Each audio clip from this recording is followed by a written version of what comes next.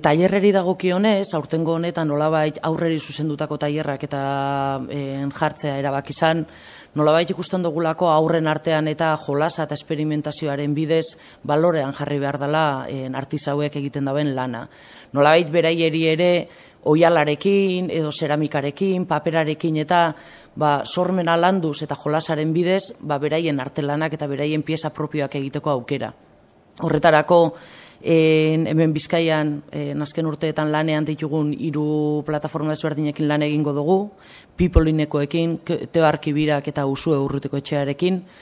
Nolabait bakoitza gainera perspektiba ezberdina eman die tailerreri, batzuk arkitektura munduan eta espazio antolaketa eta komunitatearen elkarbizitzaren inguruko lanketak egingo dituzte, beste batzu berriz arte perspektibatik edo landuko dabe eskulangintza eta hirugarren batzuk nolabait materia edo materialaren lanketarekin zentratuko dira tailer horrek.